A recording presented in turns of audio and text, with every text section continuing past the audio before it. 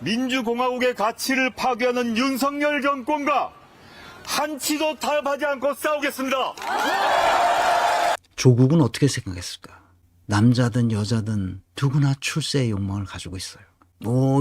다음번에 내 차례가 오는가? 이렇게 생각했겠죠.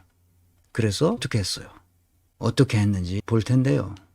조국이 어떻게 했는지는 추측의 영역이에요. 내가 조국의 마음을 속에 들어가서 본 게 아니니까. 그러나 주변 사람들의 증언을 보면 충분히 이해할 수 있는 수준에서 추측할 수 있죠. 추론적 사고를 통해서 할 수 있습니다. 그게 바로 뭐냐? 이 얘기입니다. 윤석열 검찰총장 임명 당시의 상황을 조금 서로 다르게 이야기한 대목이 있습니다. 이제 조국 전 장관은 민정수석 당시에 인사 검증 과정을 거쳐서 뭔가 윤 총장 임명을 반대하는 입장을 했다. 이런 거고 노영민 전 비서실장은 민정 쪽에서 그런 반대 의견이 없었다라고 얘기를 하는 거거든요. 제가 이 사람은 부적격이다라고 여러 차례 보고서를 올렸기 때문에 그게 민정이 그렇게 얘기한 적이 없다라고 말씀하시는 거는 그 기록상이나 절차상으로는 안 맞는 말씀인 것 같고 혹시 뭐 막 적극적으로 절대 안 된다라고 뭐 일치 단결해서 반대하더라 뭐 그렇지는 않았다라는 취지의 말씀이라면 그건 맞는 말씀이실 수 있는데 여기가 아주 중요한 대목입니다. 노영민은 민정에서 반대하지 않았다는 거예요. 그런데 최강욱은 엄청나게 반대를 한 거죠. 80페이지 이상 시뻘건 보고서를 통해서 이 사람은 절대 안 된다라고 했던 거예요. 그런데 민정수석에 올라가면 누그러지는 거죠. 그래서 노영민이 비서실장으로서 보니까 민정수석은 반대하지 않는 거야. 그래서 자기는 그거를 대통령한테 그대로 갖다 준 거지. 누가 최강욱 의견과 반대 의견을 냈겠습니까? 뻔한 거죠. 조국이 반대 의견을 내지 않았습니다. 그러니까 노영민이 아니 민정수석실에서는 반대하지 않았는데? 그러는 겁니다. 그런데 노영민은 무슨 생각을 하고 있었느냐? 최강욱이 반대하는 것도 알고 있었을 거고 다 알고 있었을 거예요. 그런데 문제는 문재인이죠.